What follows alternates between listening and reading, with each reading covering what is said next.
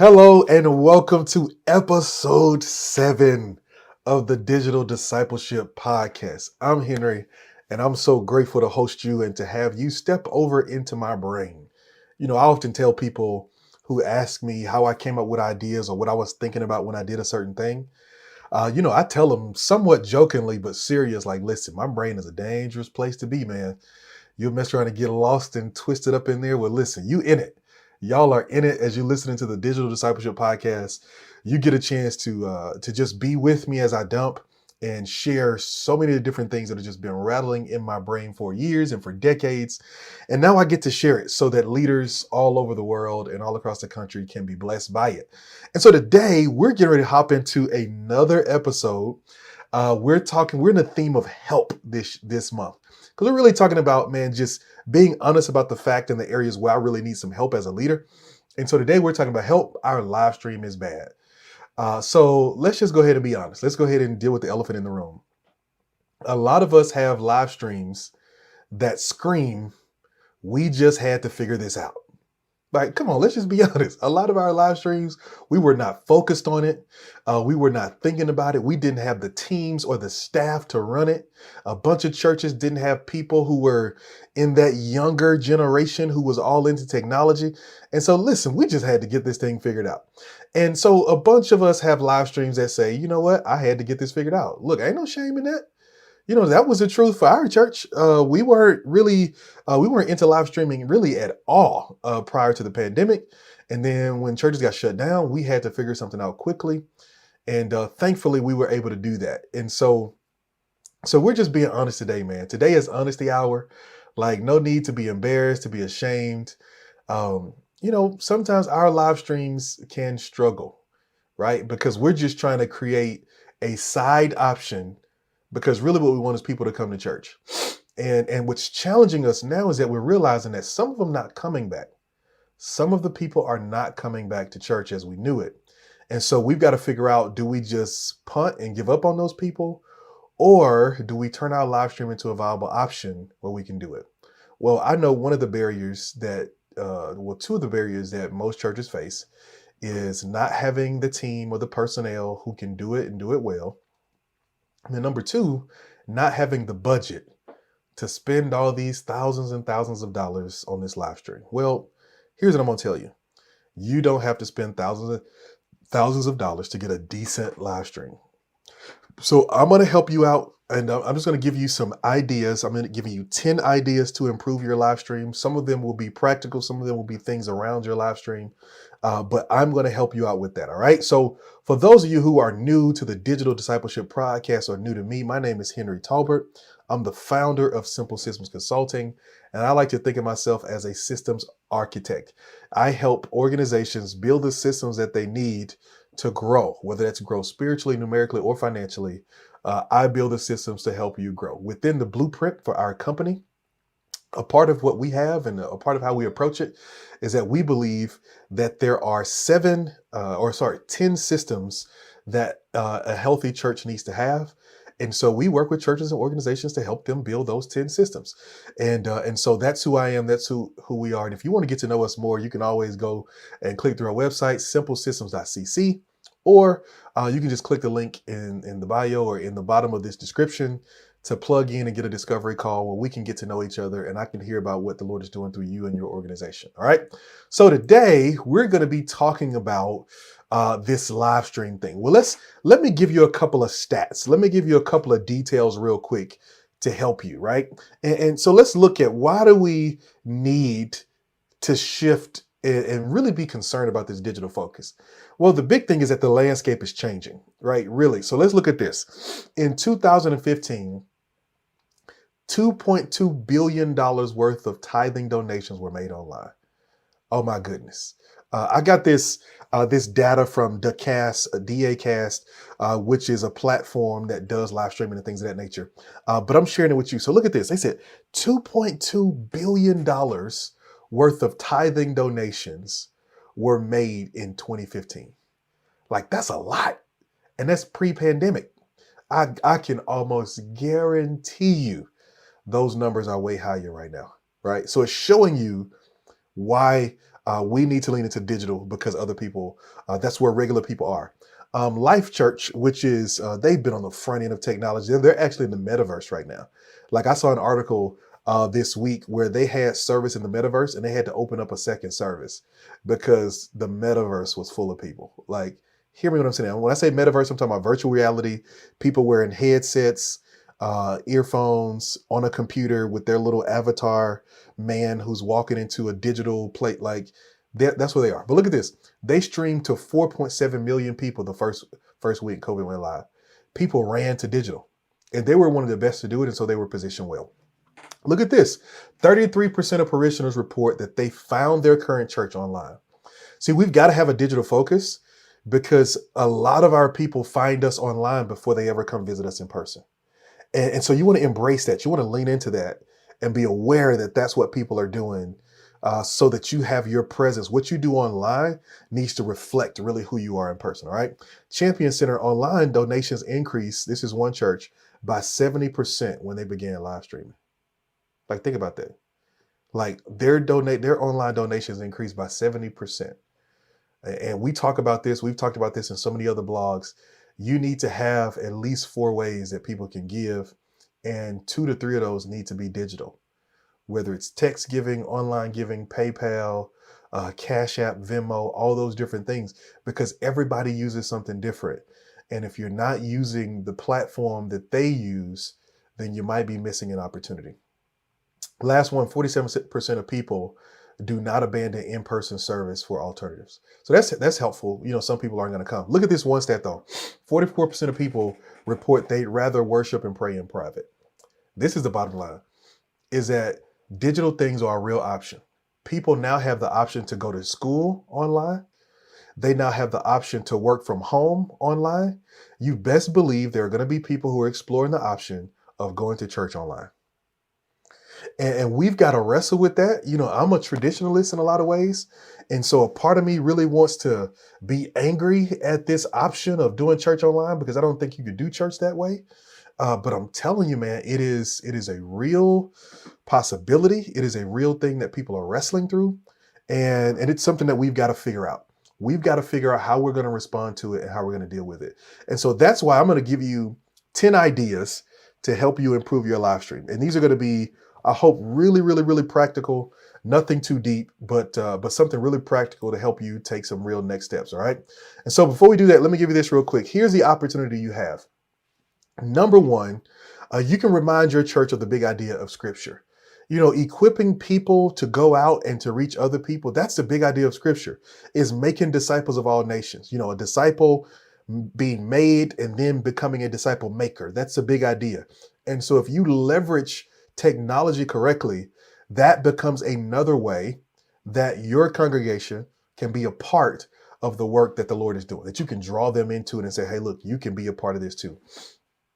Another thing is you can educate people who may not have access. You know, there are some leaders who are leaders because of necessity. Like, they literally just had to lead the church because they needed somebody and they had to do it. And maybe even they weren't ready. And so maybe some of what you share in the digital space could be used to not just equip the people in your church, but to provide ministry opportunity for people who don't have access to your church. Somebody who's living in the middle of the woods somewhere with a satellite dish for internet. And there isn't a church close by that they can be a part of. And so maybe they're going, you know what, let me watch yours. You know, we're seeing a really large number of people from other countries who are watching American church live streams. And they are gleaning from the information and the content and the messages that are being presented. So that's a big deal. And then finally, you can reach a much broader audience. You know, I heard this stat at a conference recently.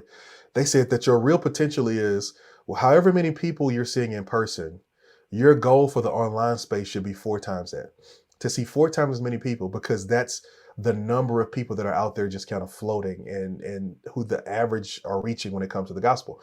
And so think about that. You can have a small church in person and have a major operation going online simply because you may be the kind of church, or you may be the kind of leader that people just simply connect to and it fits. And so there are people all across the world who are looking for somebody who's willing to lead them and help them grow spiritually.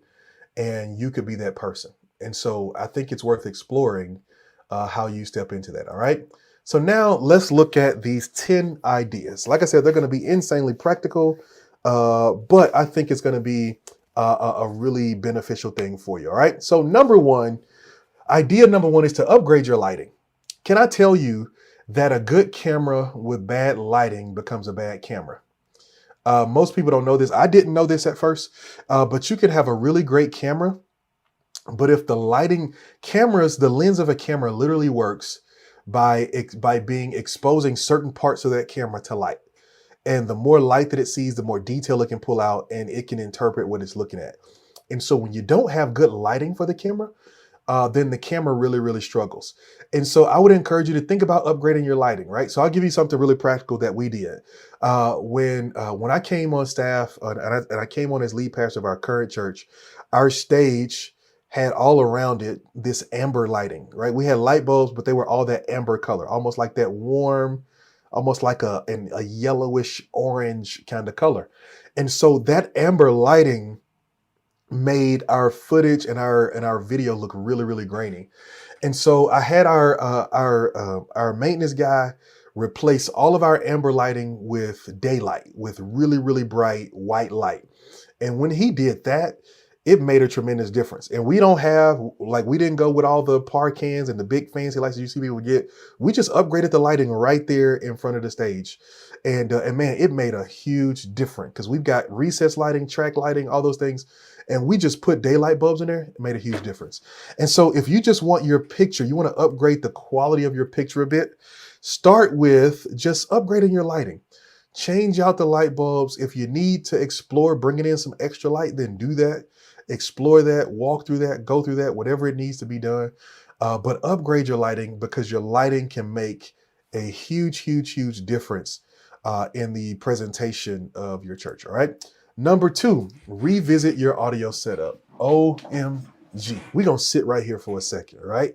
Because one of my pet peeves, and if you had to do this because it was the best you could do, listen, I got grace for you. I love you. I appreciate you.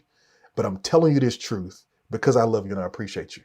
You cannot have a great live stream with the audio that's coming straight to your phone, right? Because you can hear echoes. You can hear Miss Mary over here popping gum. You can hear the baby over here crying. And then when it's time for you to preach, I can barely hear you, right? So what you want to do is you want to revisit your audio setup. And here's what I mean when I say that, is that you want to get you a device. And when you get you a device, I like to use this little device called an iRig, is what it's called, iRig 2. And you can find it on Amazon for like $99. They might be more expensive right now, but there are variations of it. There are cheap versions that work on batteries. There are big versions that, all this kind of stuff. But you want to get you an iRig 2. And what happens is that when you get that little device, it's just like this big. It's a real small device. When you get that little device, what you're going to do is you're going to plug it up into your soundboard. And it's going to take the sound coming out of the soundboard. It's going to go into that iRig and come out, and it's going to plug into your phone. And so now what's going to happen is the same sound that they're mixing on the audio board is the same sound that you'll get on the live stream. And I'm telling you, it makes a world of difference. We can hear you clearly. We can hear you nice and cleanly. And it makes for a much better experience. It's just like if you're watching TV and a channel is staticky, what do? You change the channel. Because it's frustrating to sit there and try to get what you're trying to get through all the static.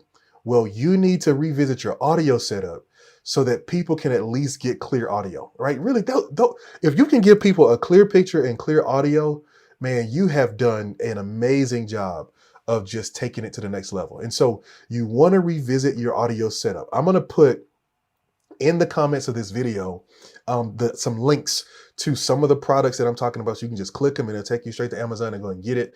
But you get that little device. Most of them come with a video tutorial that tells your sound person how to hook it up, how to organize it. And I'm telling you, it makes a world of difference. But you got to revisit your audio setup. All right. You got to revisit your audio setup. Come on. You know how it is. You can be in church sometime and we all have, those 1 or 2 praise team members that we got to really monitor on the volume, right? We got to really watch how that goes. Well, the same is true online. And so you want to make sure that you got the right sound so you can manage that and manage it well. All right. So number 3, third idea to take your live streams to the next level is to take an online campus approach.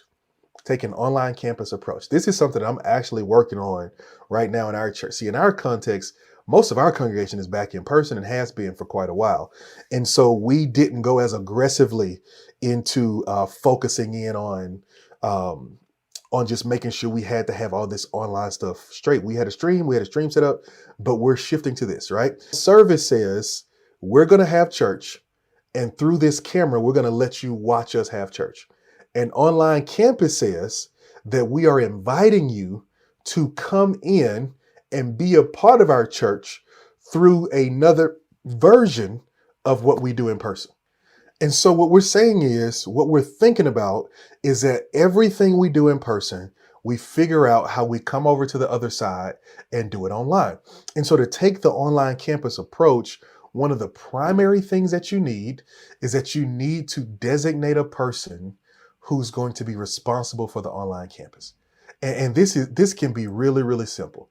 It can be as simple as making sure that you have somebody who's responding to people as they watch the live stream, who's giving them prompts. You say, hey, it's time to give in church. They say, hey, it's time to give online. You say, somebody say amen in person. They say, okay, it's time to say amen online. You say, if you want to come to Jesus, come on down or fill out the connection card. They say, hey, if you want to come to Jesus, click this link right here. Like, you need somebody who is echoing and mirroring what's happening in person into the online space. That is very, very vital. You've got to make sure that you have, if you take that approach, I'm telling you, people's engagement changes. People's engagement goes to the next level because they realize they're a part of something and they're not just watching, but that they're there. And we're going to talk more about this because here's the other thing that you can do. Idea number 4, talk to the camera. Talk to the camera. If you want to improve the quality of the live stream, one of the things you need is people engaging with you. You need them talking to you. You need them going back and forth with you. You need them being engaged with what's happening with you. You need all those different things. And so since you need all those different things, one of the ways that you do that is you model it. And so first you start talking to them. Talk to the camera. Every once in a while, you got to look at the camera and say, come on, somebody ought to type in the chat right now, I believe God, right? And you've got to engage with them because as you engage with them, you give them permission to engage with you. You give them permission to say, all right, I'm coming in, I'm being active participant, I'm being engaged. Because if not, what happened and what we see is happening is that people are starting to put live stream services on in the background.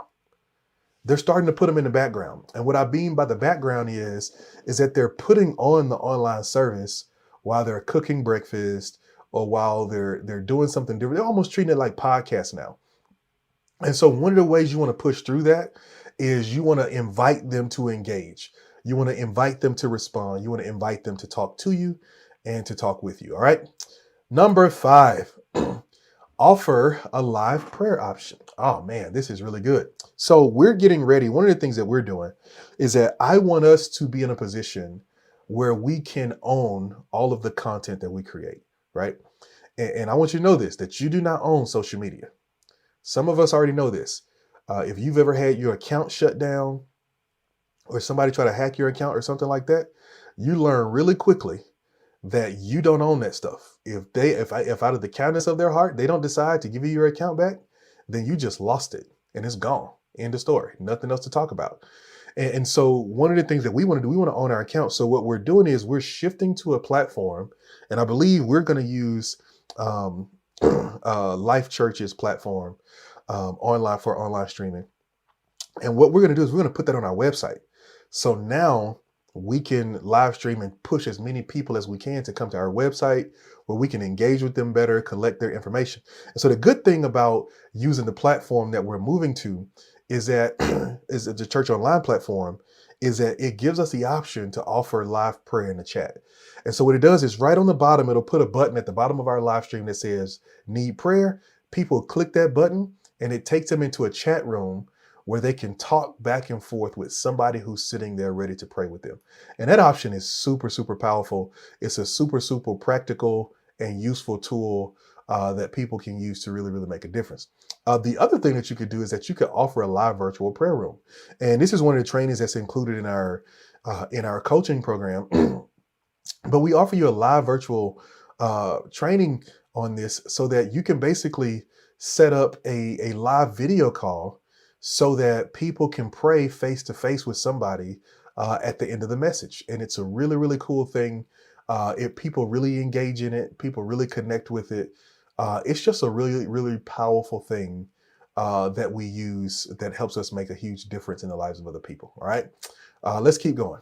Next, number 6, use a streaming program. Use a streaming program. Oh my goodness. This is another big one. Is that so many churches, because we had to jump into it, jumped into the rawest, quickest way to get into live streaming. And for most people, that was Facebook Live. And so most people just jump straight into Facebook Live. This is what we're going to use to do our live stream. Well, what many may not know is that there are several programs out there, and they all come with some kind of minimal cost. But there are programs out there that will help you actually produce your stream. See, the issue with streaming directly to Facebook from your phone or from whatever device you have is that all you send is a raw video, especially if you don't have a setup where you've got some kind of production software like Wirecast or something like that. You're just sending it the raw product out. Well, with a live streaming program, you can do a couple of things. Number one, you can take one live stream and send it to multiple different places.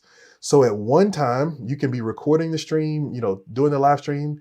It can be going to your website, to YouTube, to your Facebook page, to the pastor's Facebook page, to all these places at once. So you're getting all these different eyes on what you're doing at one time because you're using a program.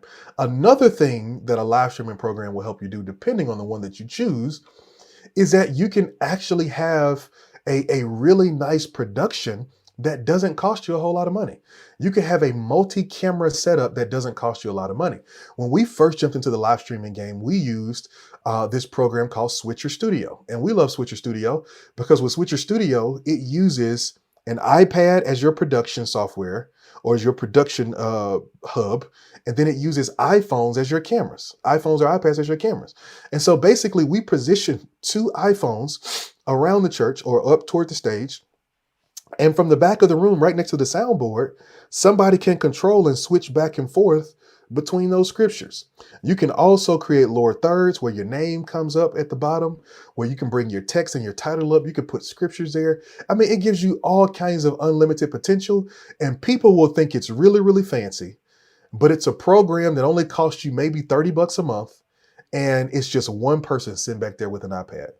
The most I've ever done is that I set once for something we were doing, we were testing this out. And I think we may have had a 3-camera setup and I managed it from my iPad while I taught the content at a conference. So I'm literally teaching and switching through my iPad and nobody knows it because it's just that simple. And so explore some different streaming programs. Again, look in the show notes down below and I'll give you a couple of links to a couple of things, but try out some different things. One of the things that we'll talk about coming up here in a second, is going to go along with that, is a program that we switched to and something that we're using. All right. And which leads us to idea number 7, invest in good cameras. Invest in good cameras. Now, if you're on a super, super tight budget, then I suggest that you try Switcher Studio. Switcher Studio, like I said, is maybe $35 a month. And with that $35 a month, Ecamm is another program that's similar. But with that $35 a month, it just uses iPhones. And so literally you can have some team members, some people who going to be at church every Sunday. You can put the program on their phone. They get to church, you take their phone, set it up, and that's it. It's that simple. And iPhone cameras are best of the best, top of the line. But if you want something that's more sturdy, we wanted to get away from using people's phones. We did that for a while. We adjusted, then we got a camera system, is that we moved over and we tried Mevo. And so that's what we're currently using. We're using Mevo. And Mevo, we chose Mevo because they basically have it already built out as a package. And so they have cameras. We ordered 3 of those cameras. Plus we got an iPad to control them all and things of that nature. And they have their own app. It's a really simple setup. And so now we take our cameras, we run them through a different program that we use. And now we have a switcher, one person sitting in the back, kind of controlling all 3 cameras. And the thing that we love about Mevo, for example, is that it can turn any one camera shot into 9 camera shots. And so basically, if you take this picture that you're looking at of me and you draw lines across the screen and make it into 9 separate squares, what Mevo does is that it turns each of those squares into a shot that you can switch to, right? And it's just a really, really cool feature that allows you to look like you have way more going on than you actually do. And so it gives you a ton of production value without all of the costs and without all of the personnel needed. That was super important for us. We needed a live stream setup that only required one person, and we found it. And so with Switcher Studio or Mevo or something of that sort, one person can run the entire show, and we use stationary cameras. But because with Switcher Studio and Mevo, you can zoom in and out, you can give the impression that somebody's zooming in and somebody's moving and all those kind of things. And it's a really cool feature, right? That's number 7. Idea number 8. Now let's get a little bit more. We're still dealing with the live stream, but now we're going to deal with some of the things around the live stream, right? Because in order for a live stream to be effective to a degree, a social media profile or page or wherever you're streaming from needs to be effective. So since I know most people are streaming on Facebook, your Facebook page needs to be effective at what it does. And so one of the things that you can do to help that is create diverse content. Create different kinds of content that can keep your page alive all throughout the week, right? Your page shouldn't just come alive for Sunday morning when the service pops up, or for Saturday night to remind people to come, or for Wednesday right before Bible study. Like if you want your page to grow and to really be at the top of the algorithm for more people to see it, you've got to keep punching out content. That's why some of the people with the most popular pages you see, they always have stuff coming out because the algorithm rewards people who are constantly posting valuable content. And so you want to make sure that you're doing that you're creating diverse content. So try different stuff, man. Have videos that you're posting, have text posts, have graphics that you're posting. You can post sermon clips, you can post quotes from the sermon, you can post videos from people in the church, you can post videos from members of small group or small group leaders. You can just everything, but just post different kinds of content that keeps getting engagement so you can keep your page moving up the top of the list. All right. Number 9, launch digital small groups. Oh my goodness, launch some digital small groups. You want your live stream to be better? Then one of the ways you do that is by growing the number of people that you're connecting with. One of the ways you can do that is by launching digital small groups. If you can get a group of people getting together via a web call or an online video conference once a week or every other week, they can do that from all around the world. So you can have somebody in one part of the country who's a part of a small group, but they're growing and they're learning. And so now, even on Sunday, because they're part of a small group, they're part of the church. And so when your live stream is going live, they're another person who's sharing your live stream in their area. So if your church is in Texas and you've got somebody in your small group from Florida, when they share it and all of their friends are from Florida, now they're exposing you to an entire different group of people, all because you've expanded what you offer. And so it could be digital small groups, it could be digital or online Sunday school, whatever you decide to do. Online Bible study is another option, all those things, but just find a way to keep on engaging people in relationships in the digital space. All right. Last one, number 10, offer a digital membership course. Oh, I'm going to be a bit biased here because this is the primary thing that we started off doing as a company.